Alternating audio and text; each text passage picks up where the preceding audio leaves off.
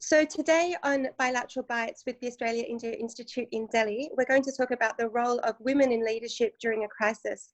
And we're very fortunate to have with us Nishtha Satyam, the Deputy Country Representative of India of United Nations Women.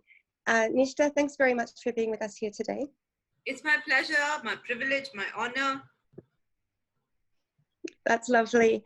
I've been really interested in your perspective and the role of UN Women. There are quite a few reports about different countries' responses to the COVID-19 pandemic, with particularly good reports coming out of New Zealand, Denmark, and also Germany and Taiwan. The bottom line is all of them have a female leader, Chancellor, President, Prime Minister. Would you be able to comment on your views of women in leadership and perhaps the strength of female leadership and outcomes? You know, it's actually a very complicated question because I think you bring your own bias to the answer, whether you like it or not. But I think it would be very hard to ignore, you know, and given that there's a lot of global interest and national interest in identifying what makes up for better response rates, or what makes better response, or who's doing better, and what exactly are those elements. I think then this one aspect that they're all governed by women is something that's very hard to ignore, and I wouldn't even like to, because and I would like for women to take credit of being able to kind of manage large-scale countries or even smaller countries, but manage something, but manage an unprecedented event. So I think women in leadership bring huge advantages. Women in leadership bring strength, bring courage. But what is very important here is to not just, well, it could be a matter of, I mean, given that, you know, a lot of women's merit is often written off to luck and chance. Even if I were to say, well, you know, and not draw the obvious conclusion that these 6 countries that have been noteworthy for their response have had women at the helm of affairs, even if I have to put that aside, it's important for us to see that even within countries where women have not been really at the helm of affairs, but women have been at the center of COVID response, those models have emerged as better models. Those models have emerged as models that are based on wider, broader thinking that includes the intended and the unintended impact of the pandemic. It looks at all sides of the pandemic, the socioeconomic fallout, the loss of culture, mental health issues, so many things that are not precisely center stage when just a group of similar thinkers get together. So, and a very interesting example is in the UK Parliament when the issue was presented by a woman, you know, domestic violence was spoken of. And whereas in many other countries, this has really been a learning as they go along. Whereas if one was to read history, it was almost predictable. So I think the point that I'm trying to make, and the sum and substance of what I'm trying to say, is it couldn't just be a matter of coincidence that the 6 most noteworthy countries for their response happen to have women at the helm of affairs. I think that's a very, it's not an accidental reality, it's an incidental reality. Just acknowledge and applaud those models. At the same time, we must also applaud and acknowledge local models where women have been at decision making, not right at the top, but in terms of decision making in reaching out to the ground, in terms of decision making in reaching out to the community. And those models have really had a lot more strength and a lot more sustainability and have emerged as the best case practices, whether we like it or not.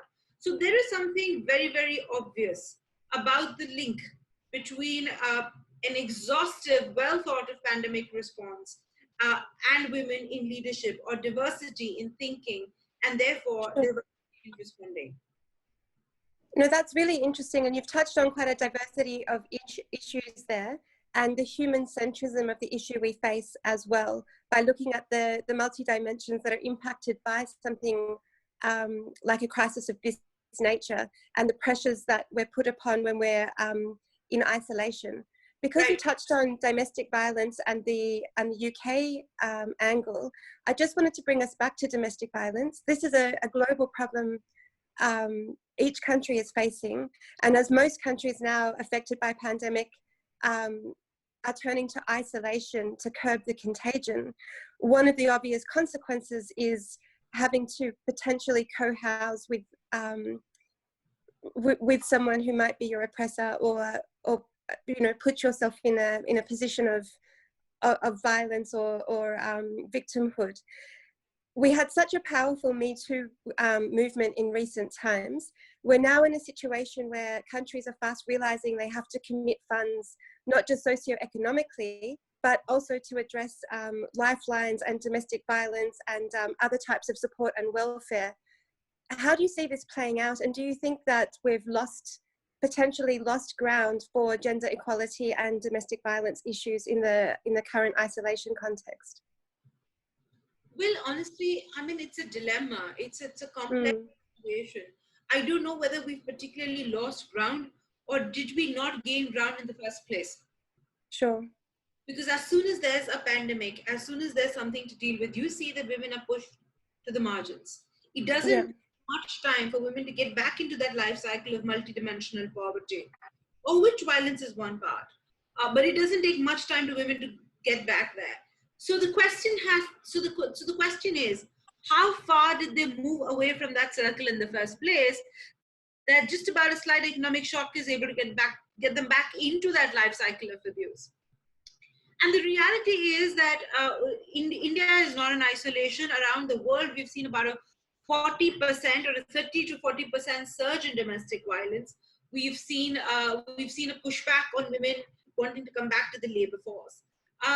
And so there are different aspects that have impacted women, and domestic violence is absolutely one of them, because it is a prerequisite to gender equality. I think all other conversations that we have, bringing women in the workforce, bringing decision making, women, voice, choice, and agency, are all conversations that remain irrelevant if we cannot free women from the fear of violence in what is called home, right?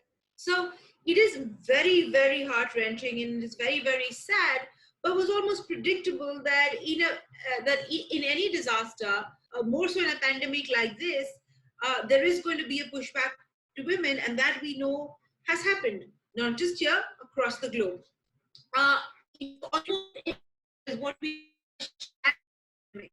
women's.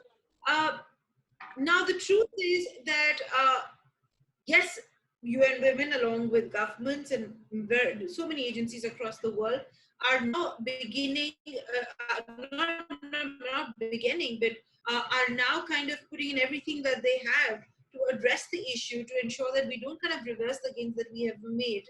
But it doesn't absolve the world of the fact that women probably didn't travel as far as we thought they did in the first place. Maybe we didn't gain much in the first place at all.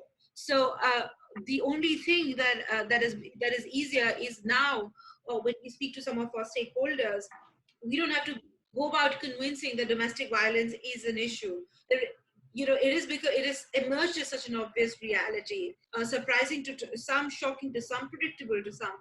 But it's not something that you and I can ignore, and in the presence of which we should be finding it difficult to achieve anything else that we want to talk about. Sure.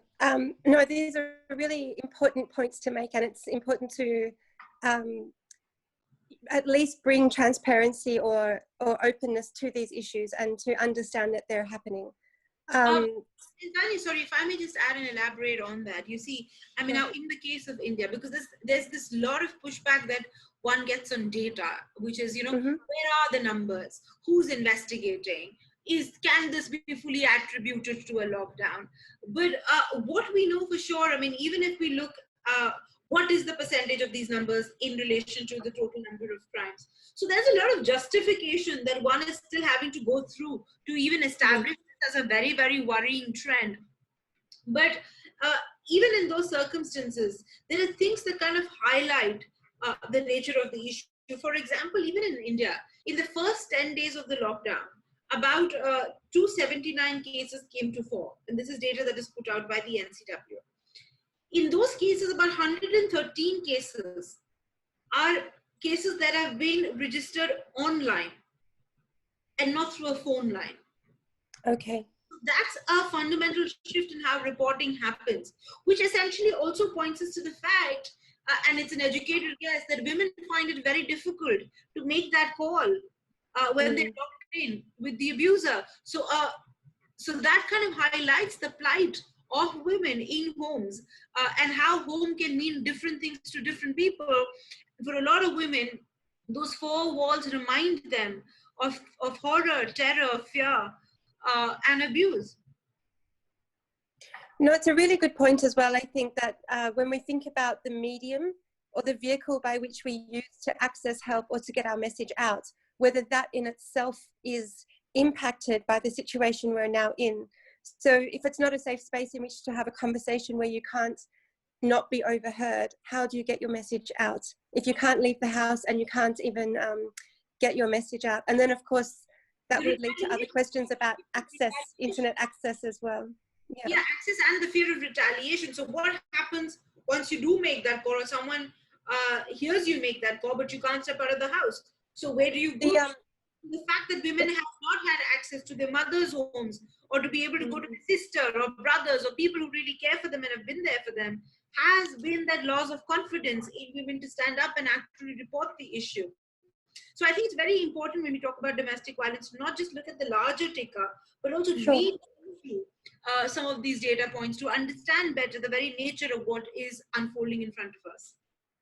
So you make a very good point about revisiting the data and perhaps interrogating that data a bit more about what lies behind the numbers and whether people are restrained from being able to get their message out.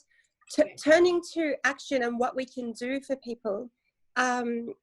In your role in UN Women, I understand before the lockdown, you were able to work with communities, educate communities, and provide support for women. In a COVID environment, how is UN Women able to help, and are you networked with women community leaders that are able to provide support or shelter for women in villages and other areas? Well, let me be honest. I wouldn't say that the pandemic has had no impact on our ability to work on the ground. And that would be an outright lie. So yes, I think the pandemic has affected, like all of us, each one of us, the pandemic has affected every stakeholder's ability to actually get to the ground and do that work and ensure that women in the front line are safe.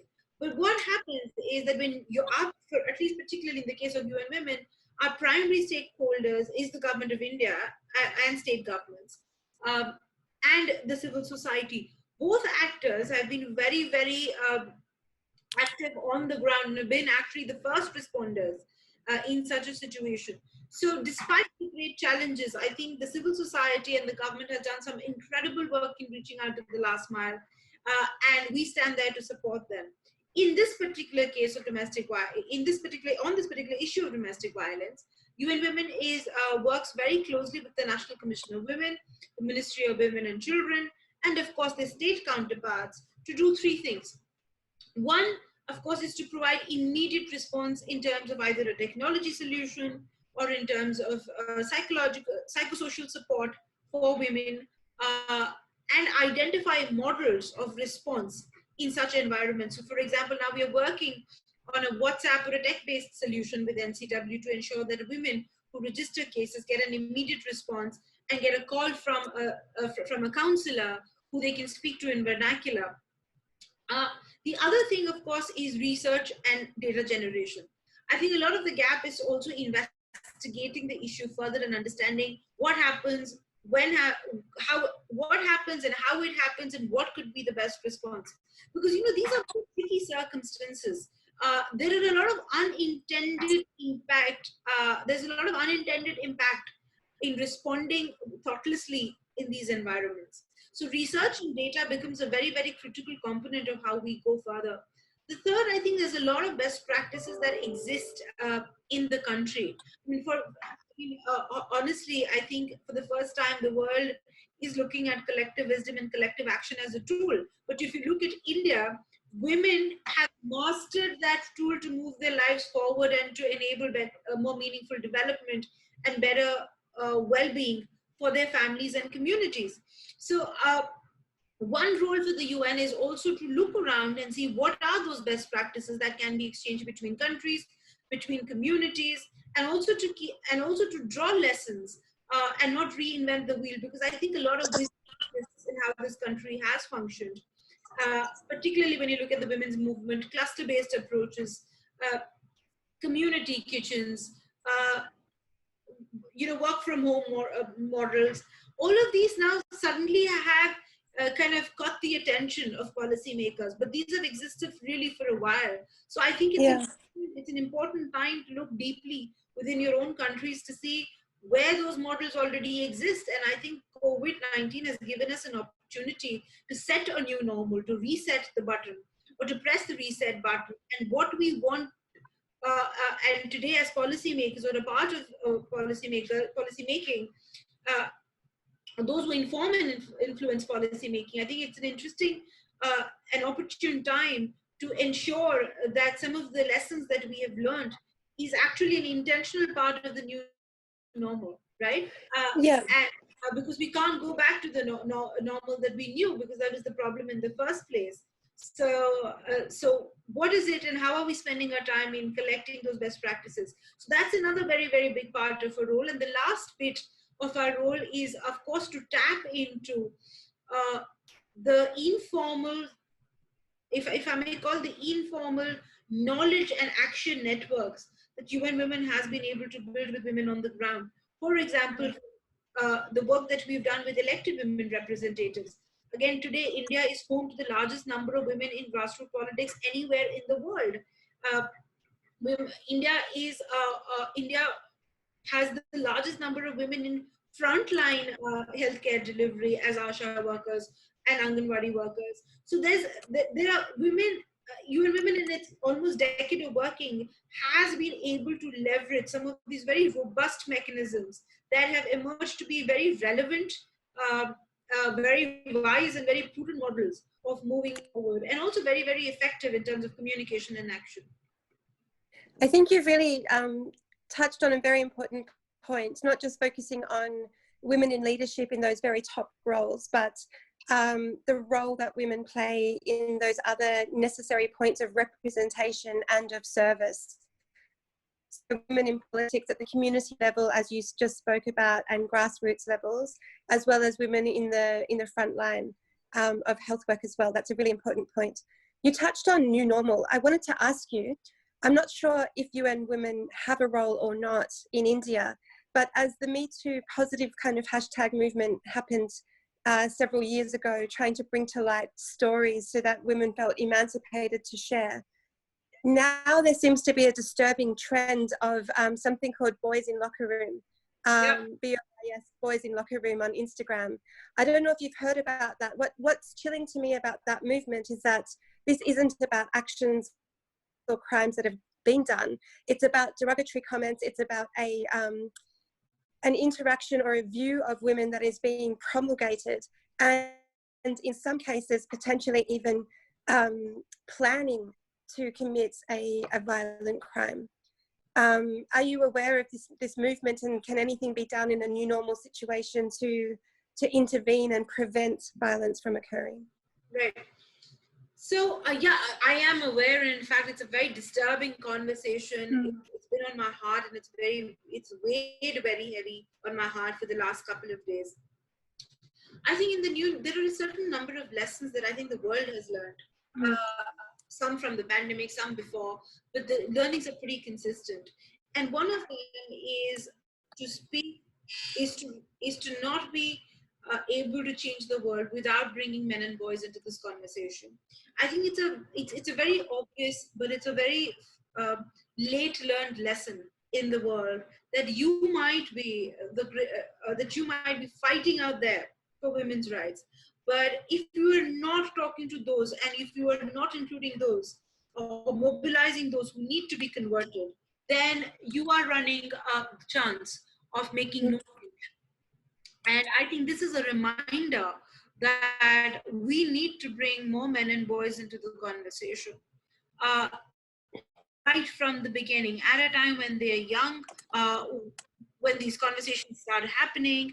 I think so far, education and awareness within schools and universities has been looked at, has been spoken about a lot, but I didn't quite see the urgency to do so. But when things like these happen, I think parents, teachers, people who care about the community, activists, I think we all, policymakers, I think all of us stand reminded of not just the need, but the urgency, the absolute urgency to start speaking to men and boys when they're young about some of these things, about misogyny. The other big learning from this particular incident is I think there's a boys' locker room conversation in every home in some or the other way, right? Now, it could be a conversation that doesn't involve the kids. It could be a conversation that you're seeing your partner or your husband having with his own friends, which you think is none of your business to particularly peep into. It could be it could be the kind of music, it could be the kind of TV that you're seeing, but almost in every way of the world, there is a reiteration of that misogyny.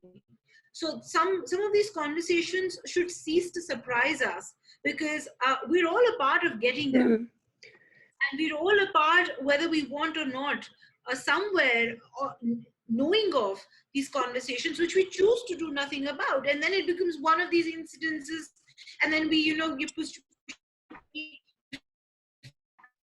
living where we think, oh my God, how do we do, what are we raising the right generation? But the fact that we're not doing things right is almost evident to us on a daily basis. Yeah. So I'm glad that the incident is drawing attention on the urgency to have these conversations with those who matter, those who need to be converted, and at a time when they are young, when their minds are fertile, when their opinions can be changed, and above all, to also identify advocates from men and boys who've actually stood up for change, because I think that kind of model bringing in change is going to be so much more faster. So I think women have to kind of loosen the agenda, bring more men in to make this again an inclusive conversation. Otherwise, we're going to pretty much land up in the same space where 50% of the population doesn't care about the rest. Yeah, no, I think these are all very good points, and I've witnessed myself in India a change, even with advertisements showcasing that men should be more encouraged, or boys should be more encouraged to express emotion. So even when a little boy is told not to be, emotional, or not to cry as a little boy, then you're already starting to genderize responses and internalize emotion that might then become more negative as expression later. Absolutely. And then another movement that Australia has actually done is something called Male Champions of Change, led by Liz Broderick, a human rights activist, and she has involved CEOs at all levels, but our huge major employers, from banks, the corporate sector, senior government as well, and tried to model behaviour, model change in the workplace by getting males, recognizing basically reality that there are more males in leadership right now, and inviting them to stand by women, support women, and model a change in culture. Because as you rightly point out, one, it could be ineffective to have a female movement only, but two, it's not about an us and them. It's about engendering a culture of equality and of mutual respect. Yeah, and I want. And yes, I please. want to say that, this is not just about men having misogynistic conversation. This is about breaking notions of masculinity. We have a he for she movement that mobilizes one half of humanity in support of the other. We have an unstereotype alliance that companies are members of and have committed to not promote stereotypes through advertising. But again, we need more of these measures to really target the issue. But this is really not just about one part, just tackling misogyny. This is about a comprehensive, integrated approach to dissecting masculinity that starts right from home to school to universities and so on and so forth. So just a single point intervention is not going to be the answer. No, it's a really good point. And what I liked about your response just there is that you moved from, you moved into a discussion of gender and the characteristics of gender. So that might be quite different from whether you're actually male or actually female, but the types of modeling behavior that we want. You spoke also about a new normal after the COVID pandemic crisis. And I'd like to move the conversation now to perhaps even a new multilateralism. In a multilateral organization yourself and holding a very senior role, you would be aware that multilateralism has been under threat for some years. And in a more pronounced way, Donald Trump has been quite disparaging about the World Health Organization and halted funding. The United Nations has been thinking through perhaps a new multilateralism. Other multilateral leaders, Christine Lagarde, when she was formerly the head of the International Monetary Fund, spoke about a new lateralism too, and the human centrism required. I'm touching on this because in your very first response, you spoke about that holistic response to the pandemic, being on the socioeconomic fallout as well, mental health, and loss of culture, freedoms, and also the human aspect. There's a lot of people who have been touched in terms of loved ones and access to families, access to the elderly, long distance relationships, and maybe just concern about the uncertainty of it all, with some leaders having to acknowledge that no one has the full information. We're all operating with the best information that we can. But in a way, leaders are having to provide support and understanding and leadership without perhaps certainty that citizens would hope them to have. We spoke about women in leadership at the very beginning of this conversation, but do you think there are characteristics of female leadership that are perhaps also replicated by male leaders too, that could take us into a more holistic, human-centric new multilateralism? Well, honestly, I think agreeing to the fact that female leadership has unique characteristics also means that they may not have some unique characteristics that are important to leadership. So that remains a very tricky part. But one, purely because of the experience of a lived life, I think women understand life more deeply and its complexities very deeply, because it's almost a first-hand experience of negotiation at the home, negotiation within communities, negotiation within male-dominated spaces. There's an experience of raising a voice, but being the awkward voice or the one-off voice in that room.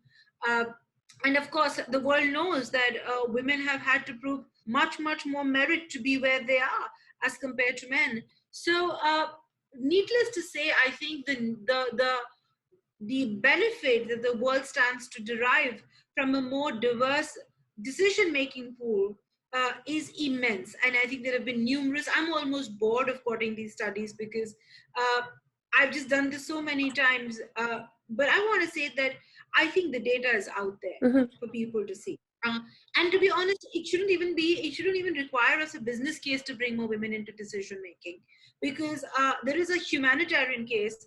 They're 50% of the population, and we must remind ourselves that there is no business case to keep women out of decision making. So, Sure. So I'm going to flip to the other side of the argument. And so if there is no business case to keep women out, why aren't we seeing women more in? And to say that this is a default issue and not a design issue would to me amount to a sin, right? This is a design issue. We know that there is merit in diverse in a diverse pool of decision makers. We know that women bring value as decision makers. So what is stopping us from that reform? Right, is the question that we need to ask ourselves. Now, that's not particularly, I mean, it's not that it's more relevant to a multilateral and less relevant to corporates. I think it's the same question everywhere, from the parliament to the UN, to corporates. The question is, where are the women when we know that that it benefits all of us and gives us better results? However, to answer the second part of your question, yes, I think the call the loud cry for multilateral reforms has been now a long it has been in the pipeline for a very, very long time. I am having been a part of the UN for the last almost 8 to 9 years. I can tell you firsthand that the move towards reforms has only been faster in the last couple of years, particularly with the current Secretary General. I think the UN's reorientation to be a fit for purpose, to be a relevant organization, to be an organization that outgrows its own bureaucracy, at the same time provide value with human rights at the center of what it does, is a growing realization, is a growing, and it's a growing realization, and there's greater urgency with each passing day. Well, one knows that the multilateral system is not just the building of the UN, but it's also formed by member countries. So a very important conversation that we need to have is also with member countries to say, in that multilateral space, how is the UN seen? What should be changing? How much do politicians want that change, allow that change? And how do we not bring back, but how do we re-emphasize the role of the UN in protecting, promoting human rights? And if you look at the Charter of the UN, it's for the people, by the people. So that's at the very center of the mandate of the UN. So just to answer your questions, I don't know if I particularly managed to answer your questions, but yes, I think the global call around the world for reviving the multilateral system is well heard and well received. Within the UN, I can tell you from my own experience that the urgency is greater, the directions is clearer, and I think the will is much more than I have ever seen, because we know that we are moving towards a new world economic order. In opportunities like this, particularly the pandemic that we're going through right now, as much as it's a pandemic and it's a debacle, it is also an opportunity to redefine world economic order, and also to bring back the role of the global South. Very honestly, this is for probably not the first time, but after a very, very long time, where Europe has been at the center of a crisis, and a lot of models of responding to the crisis actually come from the East. So the world has to learn to look south and east. And I think that's the big change that we are going to see in post returning to normalcy, if that can be called normalcy. But I think that there is probably been no more urgent call for greater international cooperation and understanding than that has been exposed through this pandemic. And I think that is one of the greatest learnings in the multilateral, that it may need revival in how it works, it may need reform in how it works, but the mandate of multilateralism, the mandate of international cooperation, the mandate of international collaboration has never been more urgent and serious. So yes, on one side, new things to learn, new ways to work. On the other side, a very, very validated mandate. And I think you've touched on the very words of President Espinosa Garces of the 2019 UN General Assembly, where she literally made the topic making the United Nations relevant to all people. And that was several months before the coronavirus pandemic hit us all. I agree. I think a new multilateralism is completely necessary, and that we need to see more participation from the global South. What has been a really interesting observation in this particular crisis is that our traditional superpowers, the ones that we've always considered to be superpowers since the 1940s, the architects, if you like, of our current international institutions, the United States, the European Union, each of them have 1/3 of the coronavirus cases. Each of them has more than 1 million out of more than 3 million cases globally, and they're really struggling under the weight of this. Obviously, it's too early to tell in India because I don't think it's really hit the spike yet. But with a country of the magnitude of India, to still be hovering around 50,000 cases is quite a strong sign of early action. China and India both have been very early responders in terms of exporting PPE, personal protection equipment. India is a producer of 70% of the hydroxychloroquine, which, while it hasn't yet been proved to be a treatment, as an anti-malarial and potential antiviral potential, it's certainly a medicine that other countries are clamoring for import of, and India has been very, very helpful there.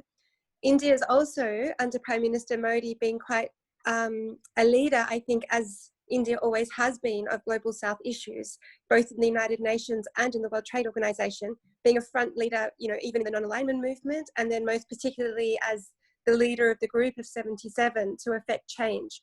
And I really think this representation of development is now an idea whose time has truly come. And what this demonstrates is not just the capability of states to be able to protect their people, which India so far is managing to do, but it's from the pandemic spread. But it's also, I think, a commitment to the new multilateralism mandate, which has to include sustainability. I think we're caught now in that anxiety as people get very nervous about their immediate economic situation and think about their socioeconomic welfare into the future, about getting back to work, getting back to normal. But I think what this demonstrates is if a human being had suffered a massive heart attack, you would imagine they wouldn't go back to their former life. They would maybe need to address what they were doing, address the health with which they were living, and the stress that they were putting on their bodies. And I think we need to really address the health and stress that we're putting on this planet. And economy cannot be the only lens by which we look at it. So this was my initial point about perhaps feminine qualities. Doesn't have to be feminine people. Obviously, Prime Minister Modi committed new international architecture just in the last few years with the International Solar Alliance, and then most recently last year, the new Organization for Disaster Resilient Infrastructure. So he's certainly working very closely with President Macron in France and Angela Merkel also in Germany, I think, to really think about a new multilateralism blueprint. And he's also the one who first, in fact, in this probably first address to the nation, called out for a revival of the SARC mechanism to absolutely. greater collaboration between the South and to exchange best practices between what could be comparable countries, at least in terms of sociocultural fabric. So I think world over there's growing attention, or there's greater attention to the global South and East, and I think there is a great opportunity for India to position itself as the lighthouse of the South in terms of best practices, not just related to this pandemic, but also to international cooperation and collaboration. I couldn't agree more. Well, thank you so much for your time, Nishtha. We've covered a lot of issues from women in leadership, a new multilateralism, and social issues that are being faced through this crisis. And we really thank you for your expertise, your time, and your perspective. It's my pleasure. And I'm really glad to have spoken to you. And I'm delighted, of course, seeing you. And stay safe, stay healthy. And I hope to continue these conversations. And I think mechanisms like the Australia-India Youth Dialogue have a special importance in such times, because we all know that it is the youth of these countries that is going to take forward the new normal. And it's very, very important that we center stage, we talk, we dialogue, we debate things that are important to the well-being of generations to come. So I'm really happy that we're having this conversation. It's been very insightful for me too. Speak to you soon, and sooner than you think. Let's hope. And I hope to see you when all of this opens up. Mujashe, hey, me too. Okay, thanks very much, Nishtha. See you.